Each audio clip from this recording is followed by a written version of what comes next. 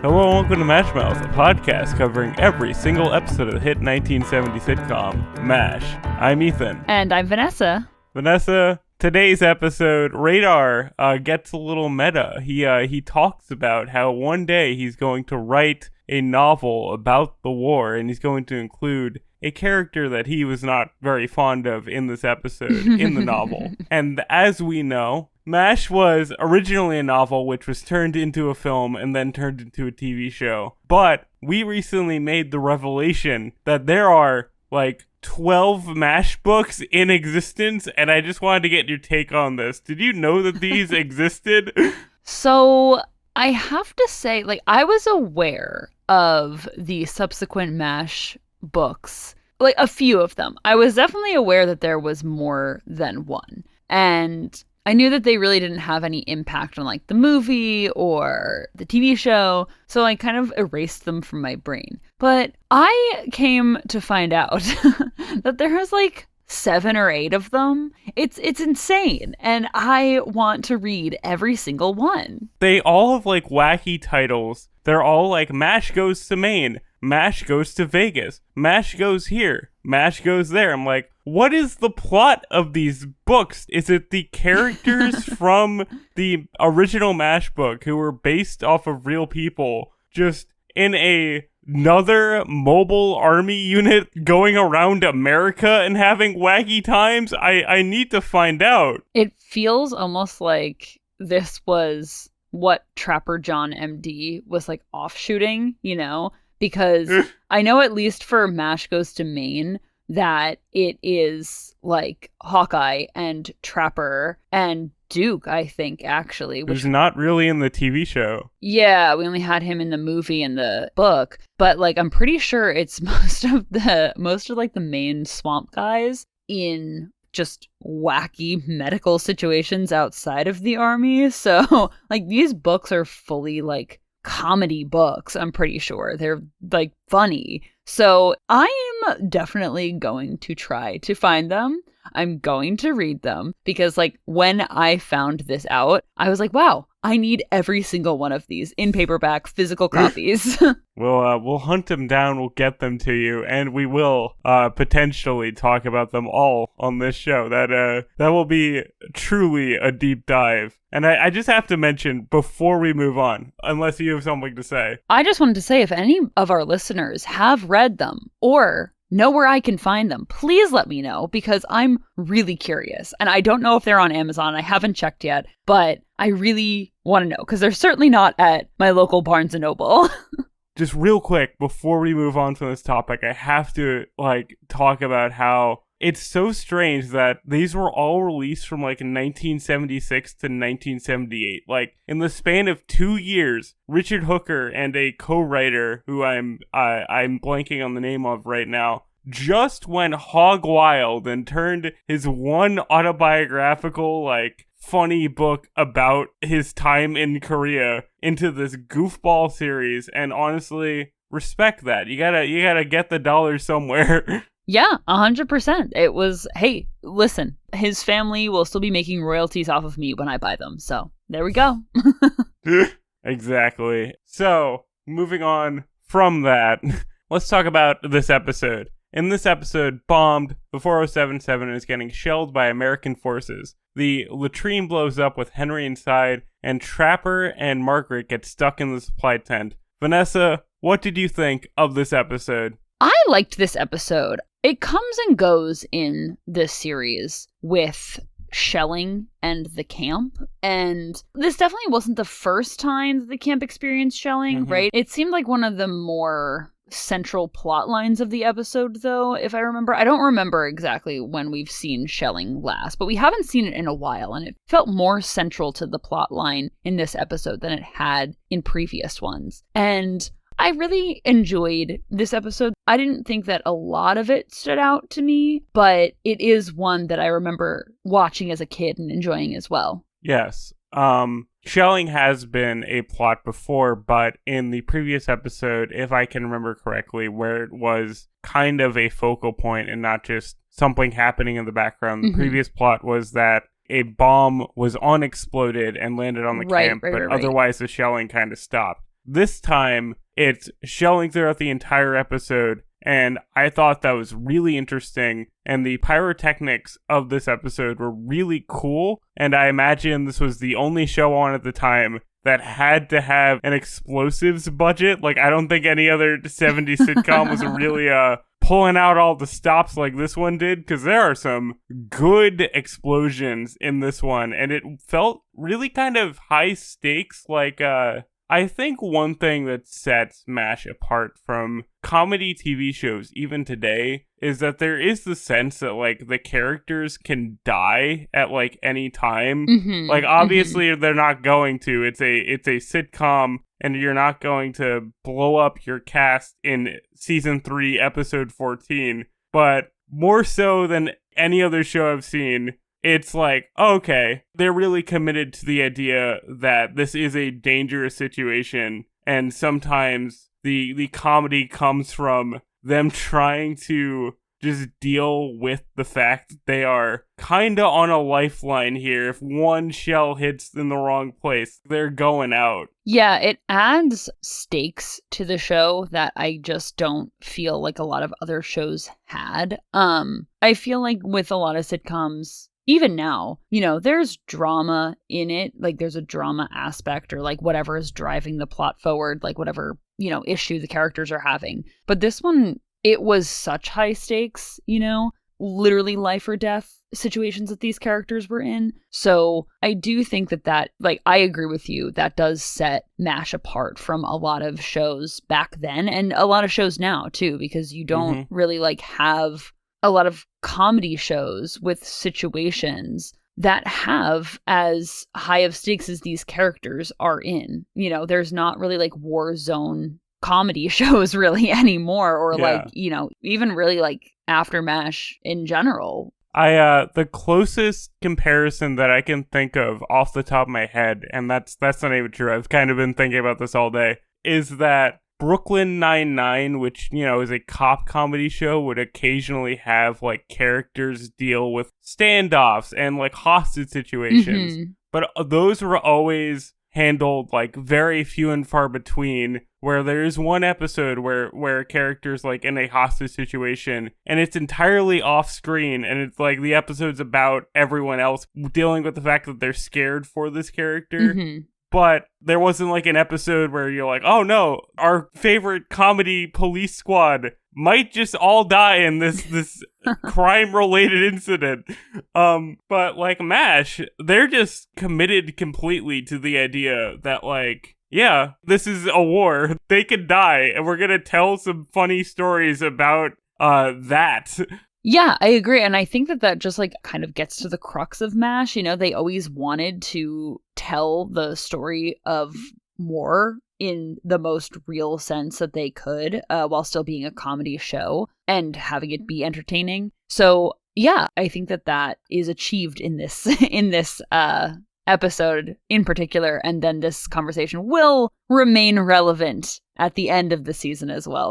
That's all I'll go into for that. Yes, it will. That I was thinking about the end of the season in this episode a little bit in places. We'll get to that. But right now, let's go a little bit through the motions of this. So this episode starts off with Radar trying to get a hold of someone who can handle the shelling. He tells them like they're being shelled, and this guy doesn't believe him at first, which is kind of like ridiculous. He tries to even throw the phone out the window, and the phone gets blown up. And then this is kind of revealed later on in the episode, but I feel like it's better to talk about it now. They do establish that this is friendly fire, and the only reason that they're being shelled and no one's stopping it is because everyone's at the Bob Hope show, which runs throughout the entire episode. So I just wanted to get your thoughts on that, because it felt like pretty clear commentary to me. I agree that this was pretty clear commentary. And one thing that I liked about this episode is that it kind of got back to the basics of MASH, you know what I mean? Of having that type of commentary in there. I think that having the guy in the beginning say, oh yeah, no, you're not getting shelled, that was very quintessential MASH commentary, and then having it be friendly fire and having Bob Hope be performing, I thought was really interesting because, like I said, it was just very quintessential MASH commentary of like, hey, yeah, we're literally getting hit by American friendly fire, and then this guy who is not part of the army is coming to perform for American soldiers while other American soldiers are being like bombed by Americans. It was just so like on the nose. Every time they do something like this, I'm like, oh man, that must have been kind of risky for to air at the time. Like I know that we talk about this a lot. We don't have like the context of what it was like growing up in the 70s and like what exactly the political landscape was, but I imagine that there was a strong group of American viewers who maybe were not happy that the show very openly was like, yeah, the American military kind of silly sometimes, aren't they? They don't really always know what they're doing. And it's always like played with a pretty deft hand. I feel like they always kind of know where the line is. Yeah, that's the thing. That's the beauty of MASH, I feel. And this just goes to the creativity and the intelligence, I guess, of the writers, that they played it so subtly that if you're looking for it, you know, you can see it, but also you can kind of take a step back from it and say, oh yeah, haha, that's just funny, you know what I mean? To a point where I would assume that audiences at home were maybe not looking at it as critically as we are, like for sure not looking at it as critically as we are, but that there was like a wink, wink, nudge, nudge of like, hey, if you get it, then you get what we're trying to say here.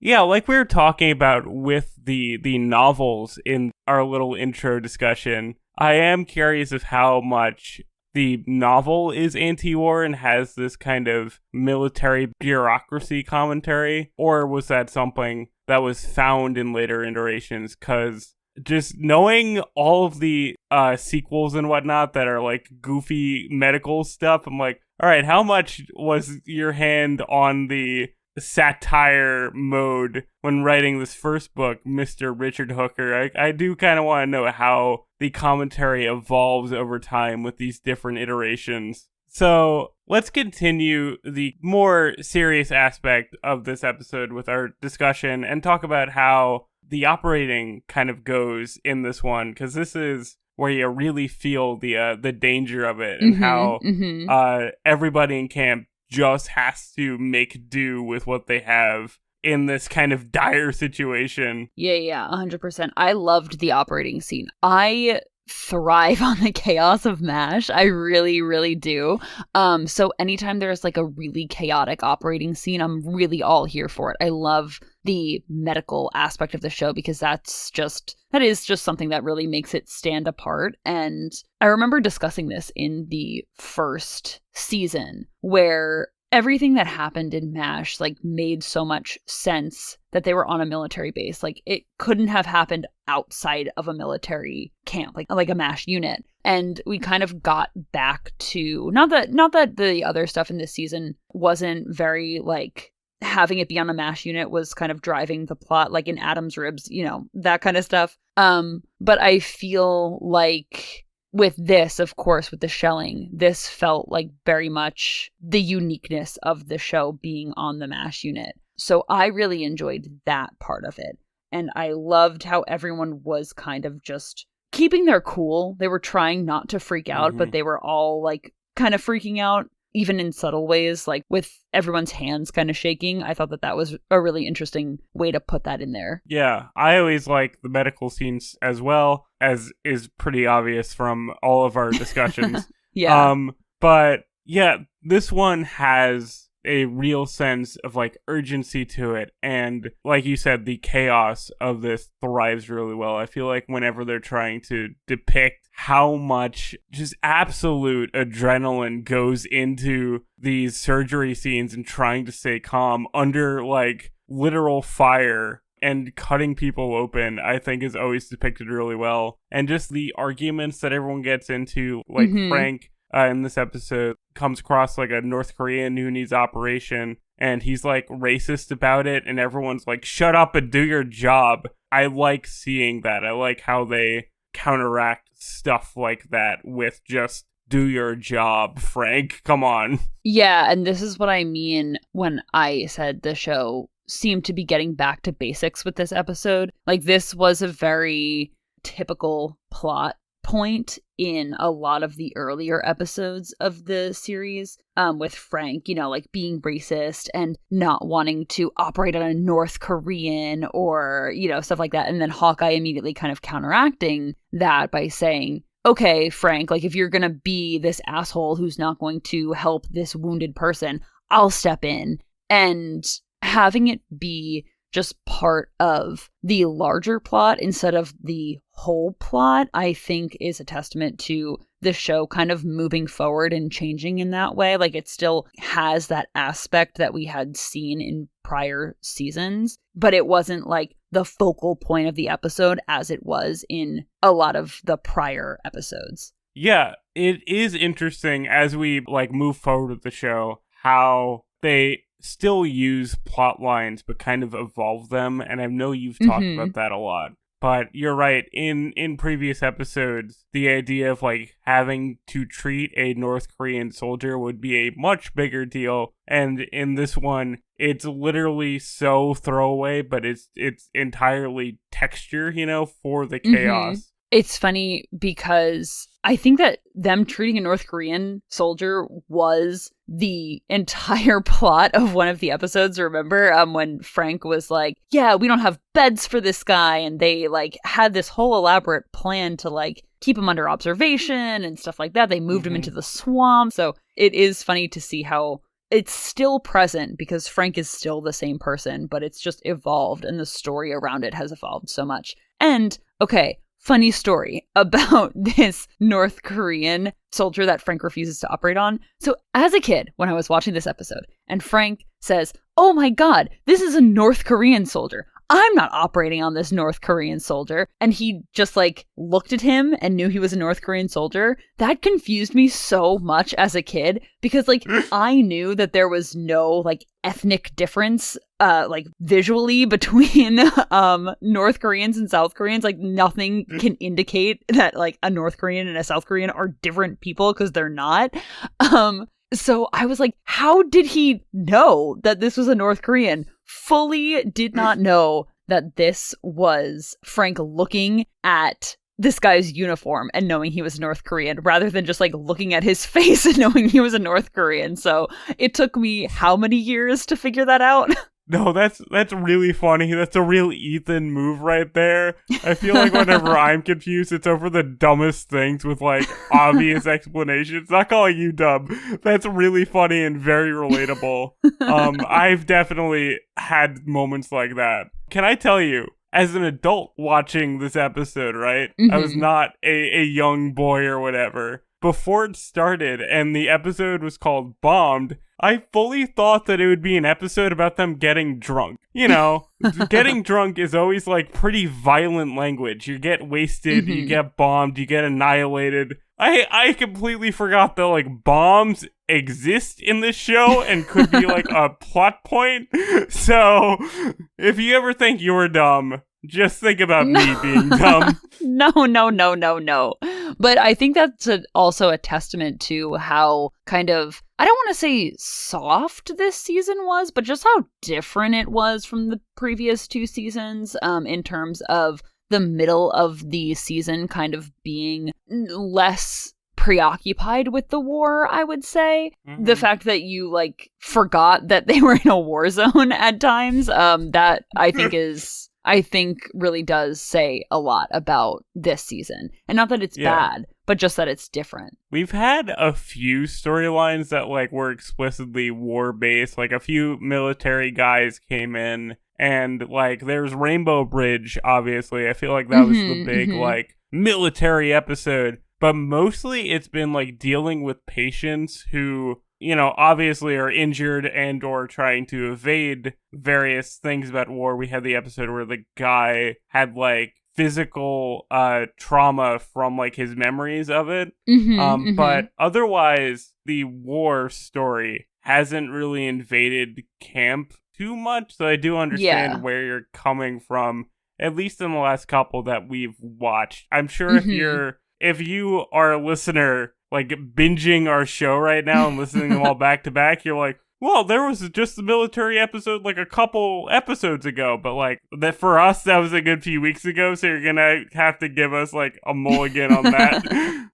Yeah, I think that it's hard to tell because I'm sure that if you binge the show, it feels like, you know, oh, there's war stories all the time. And like, of course they do. But I feel like we're watching it as God intended, like week to week almost. We're not at, I don't know why I'm like going into like our recording process. But at the moment, we're not binging the episodes and recording like 3 at once like we were. And so this feels very much like almost slow going. So this military episode feels very fresh coming off of all the previous episodes that we had seen. So anyway, moving on from that topic of how we record MASHmouth, I wanted to talk about these next 2 scenes together because they were very funny to me. Oh, first, sorry, I know that we just said we were moving on, but let me just say that there is a nurse and she's supposed to be from, I don't even know. She's like a Spanish speaking country, which I looked up, by the way. And the Spanish speaking country that they said that she was from did not actually send troops into the Korean War. So like why? Anyway, so she was so annoying and I felt really bad because she was just screeching the entire time. And I felt terrible for her. I felt so bad that she was like so scared and like fair, valid, completely valid. But her screaming, I was like, girl, stop. Yeah, you're on a military base. You got to get used to it. But her line about booby traps was really funny. Yeah. I'll admit that.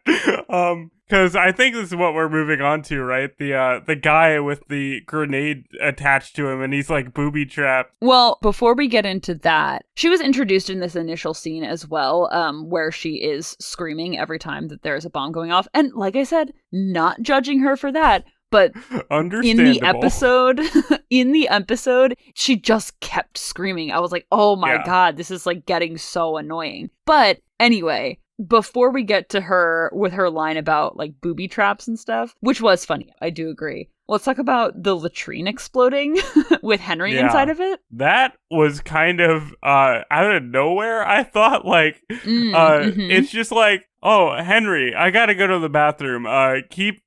Hold down the fort for me. And then a radar comes in being like, the latrine was bombed. We don't know if Henry's alive or dead. It was like, my God, that's like such a ramp up. And, you know, not to get super into future episodes, but like knowing future episodes, I was like, oh my God, is that foreshadowing? No, it's so interesting. Like, I want to have that conversation with you when we get to the I don't know why we're dancing around it. I'm sure that everybody who listens knows what we're talking about, but we'll dance around it still. I want to have this discussion with you further in future episodes because the fact that you are seeing a lot of these for the first time, knowing what's going to happen, like I never picked up on this like morbid foreshadowing with Henry's character, and that's so interesting. So we'll put a pin in that. Like I keep saying, we'll put a pin in that. Mm-hmm. But I have to say, it was very funny seeing Klinger pull Henry out of this hole in the ground in a dress and heels and like in a military hat. It was such a beautiful piece of visual comedy. Yeah, I mean, maybe the worst way you could ever go out is on a porta potty.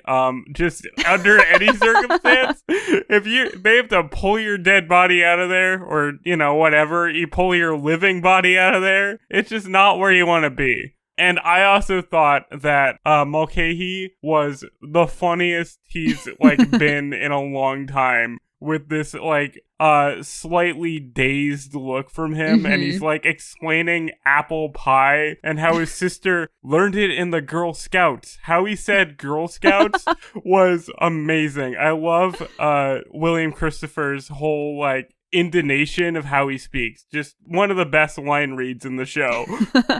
When he was like telling the story and he was saying his mom like burst into the kitchen and said, "What the hell is going on in here?" I thought that delivery was so funny. Just something about Father Mulcahy saying, "What the hell is going on here?" is so funny to me. I loved it. And then he's like, "Mother, I don't think I've ever heard you swear before." I'm like, oh man, imagine living in a household where hell is a hard swear. That is imagine that. That's a fantasy land I don't live in. I also thought it was hysterical when, well, first of all, it was not hysterical because Henry was out of commission. They were getting bombed and they were getting a ton of wounded and Henry, like, couldn't operate. So that was concerning. And so Henry's okay. They like set his arm because it's broken. And then he comes back into the operating room and Frank asks him a question of like, "Oh, is the officer's latrine really destroyed?" And Henry mocks him. And it was probably the hardest I've laughed in a week because for some reason that was just so funny to me. That felt improv. Just the little like little brother mimicking of that. Like, "Is the latrine really destroyed?" was so funny. So genuine and felt so in the moment. Like, if someone asked me that, that's how I would respond. Like, dude, I almost died going to the bathroom. Read the room for a second, and you're like, man. That's how you respond. I thought it was also so funny because Frank was just being classic Frank, and he's like, "Oh, I can't imagine having to use the enlisted men's latrine." Like, oh my god, dude, it's a hole in the ground. Like, stop it. So this leads us into the next thing that happens is that there's a man with a grenade stuck to him, and they have to kind of figure out how to maneuver that. And Frank is like, "Well, this is enlisted men's duty." And every time that Frank, like, is like really military classist, I'm like, what are you doing? Come on, like, how many times have we been through this song and dance? I know that you're a TV character who's fundamentally incapable of learning a lesson, but how many times do they have to teach you the lesson of being like a good person who sees people who are lower ranked than you as people? I know. You know, it's a whole thing. Speaking of that, too, because like you said, Frank says, like, "Oh, this seems to be like a job for enlisted men." And then he also mentions, "Oh, but we have like a demolition expert on camp right now." And Trapper points to a guy on an operating table and says, "No, like, this is the demolition expert. Like, clearly he's out of commission. We have to handle this ourselves." I don't know exactly like what about this scene really struck me. It just felt very real. And almost like it felt comedic in a very like black comedy way of just like, the only person who can deal with this is out of commission right now, literally being operated on as we speak. And Trapper just like pointing to him and saying that, I felt was very good like writing, very good directing in this scene. And I do have to mention also, this episode was directed by Hy Averback. I think that's how you pronounce his name. And every time that he directs an episode, I think that it is directed so beautifully. Like, I don't think that he's directed an episode that I've really disliked at all. So shout out to Hy Averback. Yeah, we've shouted out Mr. Hy before. But you're right, every episode that he does is always kind of a notch above. Like, even the times that we point out like cinematography, it's always his episodes, which is really fun to see in this kind of more traditional, older multicam setup of a TV show when there is like cool cinematography, which occasionally the show has, which is always like neat to see. And these explosions, I imagine, were quite difficult to like coordinate on a TV budget and schedule. Yeah, and speaking of explosions too, this is like what happens in the scene because, okay, this could just be me, but so Hawkeye and Trapper like take the grenade off of this guy and then they have to throw it out the window into the minefield. And I feel like Hawkeye hung on to that grenade for just like a second too long. I was like, why is that still in his hand and how has it not blown up yet? He gives it the weakest throw that he could possibly give it in this dire situation. I was like, dude, throw it a little more. I know you've played football before. I know football is canon to this TV show. You can chuck it really far. It's a small thing. Yeah, it was I was very like, oh my god, okay, like throw it, and just 1 second too long it felt after Trapper like took down the tarp on the window. I was like, Hawkeye, what are you doing? Very true. So I think that like the major plot point in this episode was when Trapper and Margaret get stuck in the supply tent together. I have a lot of thoughts about this, but before we get into that, I just wanted to say I think that another thing about this episode that felt kind of different from the last few episodes was that this was a little bit more cohesive of a storyline. It didn't have that traditional sitcom A and B plot that we've been seeing a lot. It was more like season 1 and season 2 where it had, you know, one central story with like a few offshoots. So I think that that is also what made this episode kind of stand out to me as different than the other ones that we've seen. But that being said, the major plot point was Trapper and Margaret in this supply tent. And I don't know about you, but I really liked this. But it was pretty cute. It was cute. Just real quick, I do want to touch on what you just said, though. With it being more focused. I think this episode, and I tried to touch on this earlier, but it's a great example of like the dramedy aspect of the show. Like this is very much a drama episode with some jokes in it. And the tone's like really well. Like this episode is still funny and like fun to watch. It's not too high stress, but you could easily tweak this just a little bit and it would fit in like perfectly with a traditional like hour-long drama, I think, the storyline. I agree. I 100% agree. Yeah, and I think that this plot with Margaret and Trapper really is what brought a lot of the comedy in the episode. So I wanted to ask you, like, we know that I think it's cute. What is your opinion on this whole plot? So I love this a lot. I love Margaret's just consistent crush on Trapper. I love how that started in, I think, season 1, like very offhandedly as like a secret revealed. And then it's kind of blossomed into this like recurring thing that gets some development, but it's not necessarily like mutual. And it's like, I imagine if Trapper was on the show for longer, it would have developed more into like a more serious relationship because their chemistry in this one, obviously it's under like weird circumstances, right? But I think they handled it very well. It felt very cute. Yeah, I don't love the fact that Trapper is married because, you know, we don't condone cheating here. But I liked the idea that Margaret kind of had a crush on Trapper in the beginning too. Like that was always really cute to me. And I thought that they were like really cute together. You know, Trapper was just like being really sweet to her. And I think that that is what made me think that it was really cute. Definitely don't love the fact that he's married. But putting that aside, like it was just a really cute moment between these two characters. And I don't know if I should bring this up now or if I should wait until later. But I guess I'll just talk about it now. So in a later episode, it's kind of developed that Margaret has like a phobia of loud noises. And so it makes so much sense that she was really upset in this episode in the supply tent because she has this like extreme phobia, and it's kind of revealed in later seasons. And she talks about having to like kind of keep it under wraps and stuff like that. But it makes so much sense why she was upset in the tent like this. That's interesting. That's I can't wait to see the episode where they explore that phobia, because that is a rough thing to have on a military base where there is shooting and bombs going off. I really like Loretta Swit's whole performance here. Beyond like romantic chemistry, her just yelling voice is always so like cute to me. Just the way she kind of slurs her words when she gets louder is like an interesting kind of character choice, I think. And the fact that her and Trapper like don't do anything was, you know, nice. But there is like a mutual kind of like interest there. I honestly forgot for this episode that Trapper was married, so I wasn't even thinking about that in like the back of my head.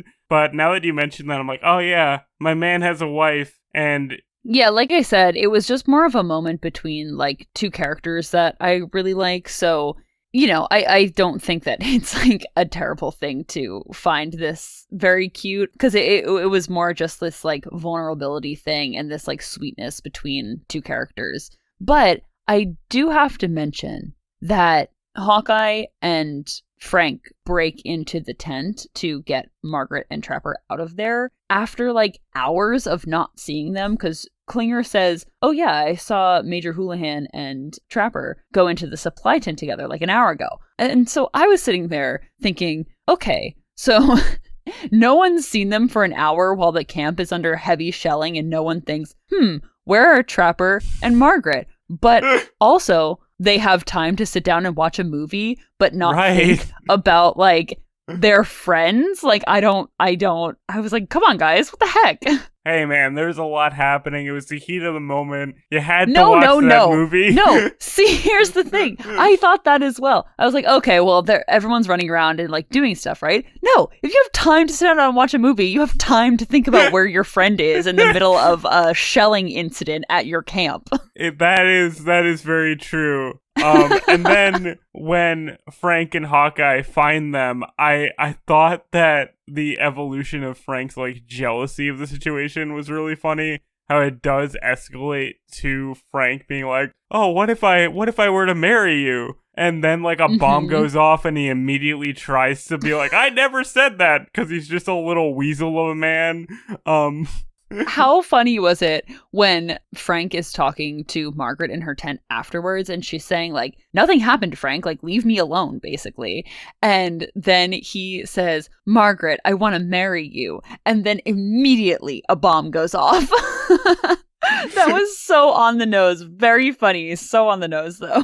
And like, this is a classic like sitcom thing of like, marry me, but I don't want to. But I don't know, something about how it's done here was like really, really funny to me and really cute. Just the way she's immediately like, "Oh, I'm gonna get you, you dumb idiot. You said the thing you shouldn't have said. Haha."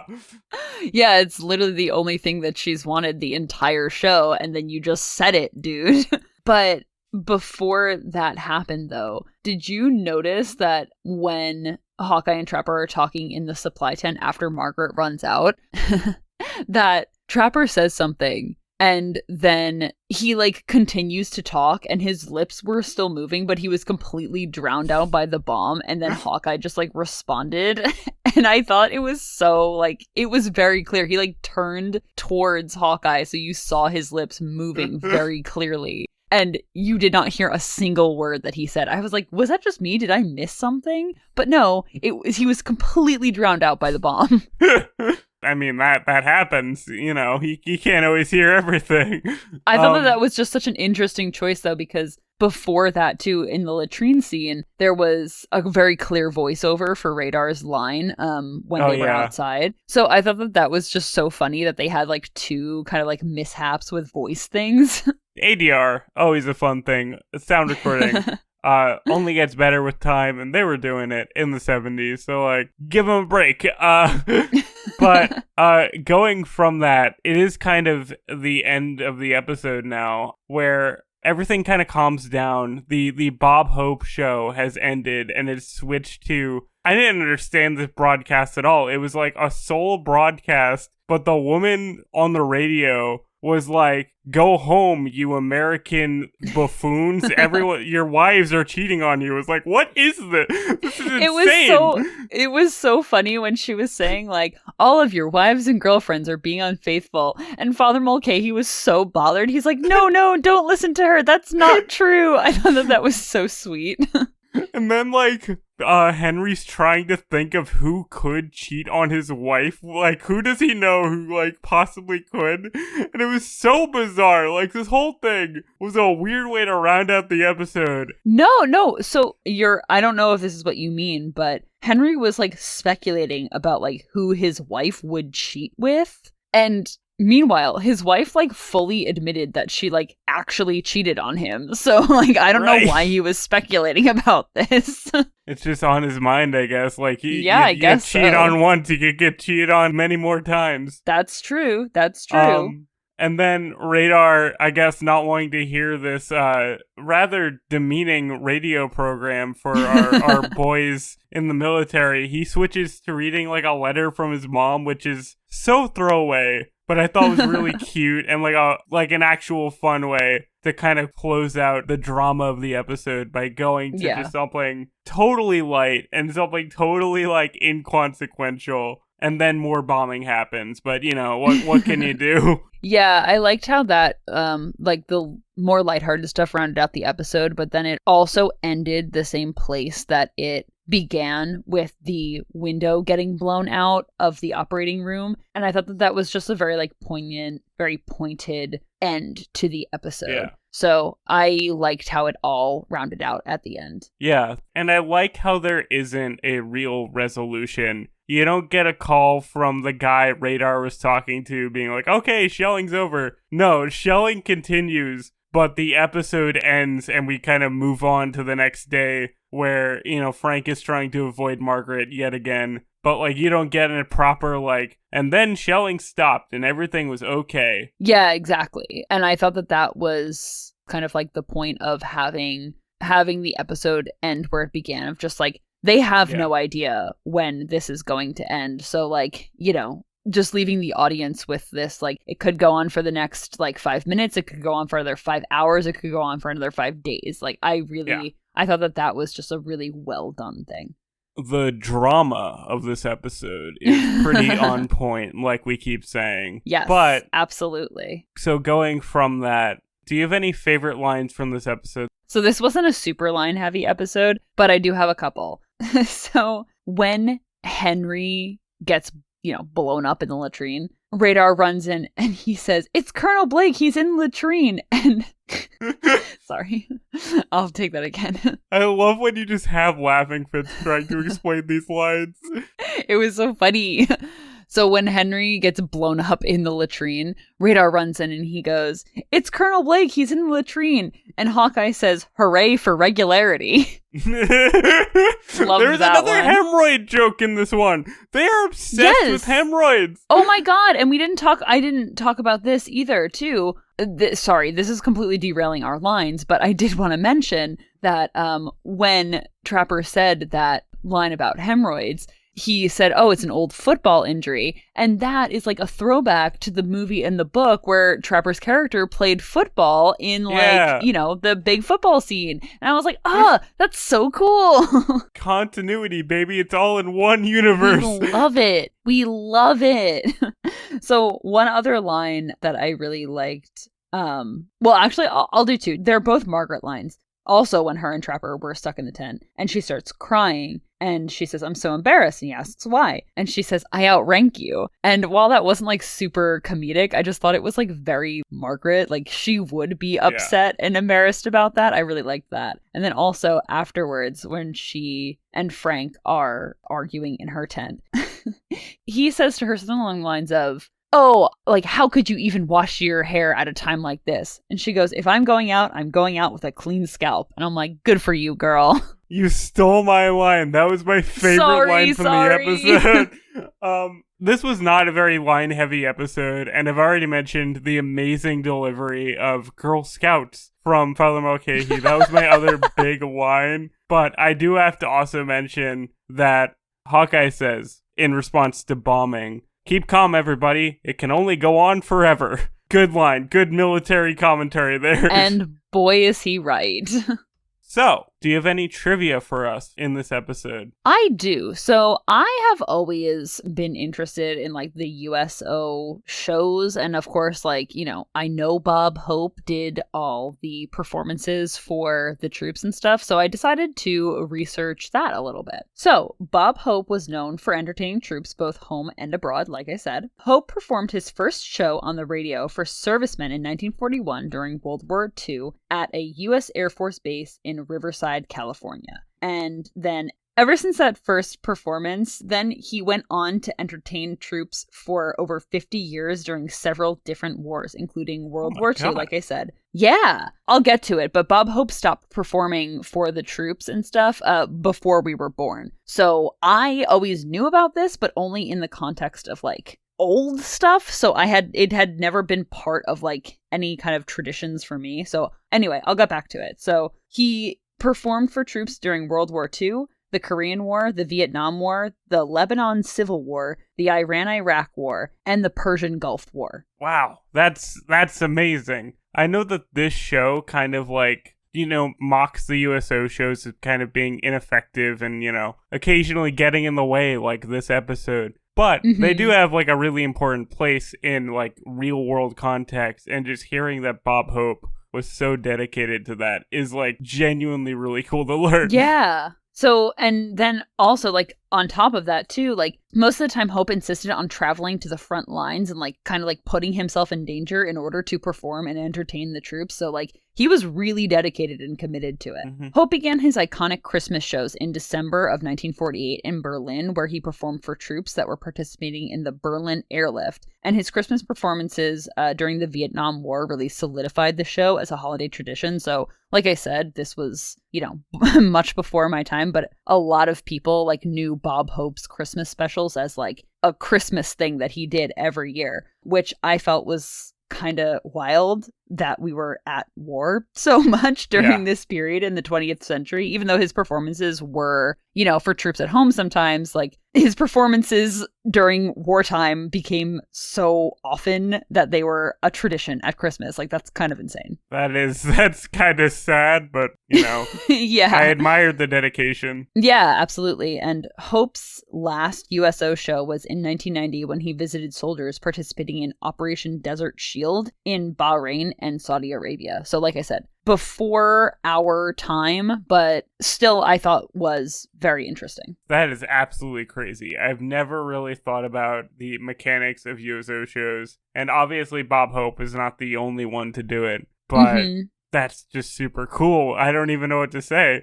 Yeah, and he had like a lot of like famous people on his shows too, like when he was performing them for the troops, you know, and like the televised ones for Christmas and stuff like that. Like a lot of famous people came on while he was still doing them. So I thought that was just like a really awesome thing. Yeah, and that's a pretty unique trivia for us, I think. We don't tend to cover that kind of granular US experience like that. Keep that coming. I appreciate that. Yeah, absolutely.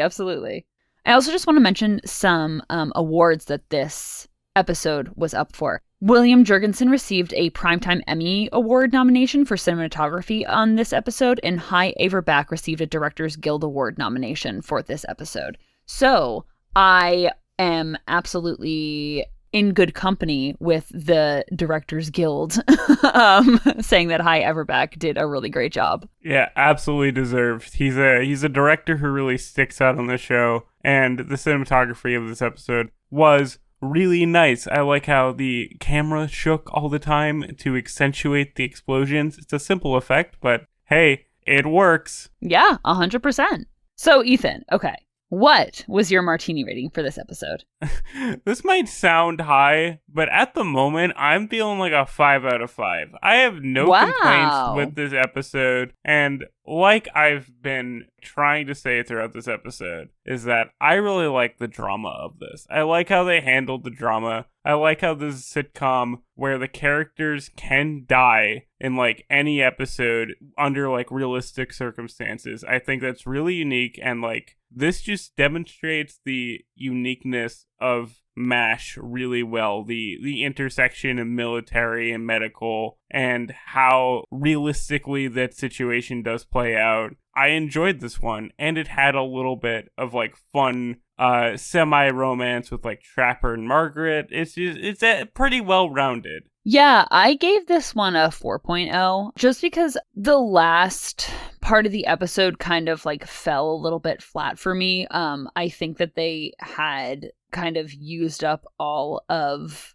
the real like drama of the episode in the first part. So the last part after Margaret and Trapper get out of the tent fell just like a little bit flat to me. Not that it wasn't good, not that I didn't enjoy it. It just like felt almost like they didn't know where to go after that a little bit. So that's why I gave it a 4.0. But I would also like, I would love to like show somebody this episode, because I do think it encapsulates a lot of like what MASH was trying to do and the beauty of MASH. And like I said, I really like Kai Averback's directing style. So I would stick with a 4.0, but that's not to say that I wouldn't show somebody this episode. Yeah, this is a good go on our list of episodes that we would show to people. And especially, which is like, it's dumb of me to give this a 4.0, but like I'm sticking with it. But this is such like a standout episode to me because I was waiting for this episode in this season because I remember liking it a lot as a kid. So for sure 4.0, maybe 4.5. But I respect your 5. Excellent. Thank you for respecting my high opinion of most of these episodes. Yes, of course. One day we'll hit a solid 1 out of 10 again, and it will be a delightful discussion. I don't know. I don't think so, but I wouldn't be mad about it. Okay. So, just to wrap up, we'd like to give thanks to you, Jacob, for your Balco, from our technical consultant, Vanessa's sister, Melissa, for awesome cover art, and, of course, our listeners. Links to our music, social media, and contact for the show are in the description, as always, and join us next week for Season 3, Episode 16, Bulletin Board. But until then, don't get bombed on a latrine. That's a bad way to go out. Goodbye, farewell, and amen. Bye, everyone.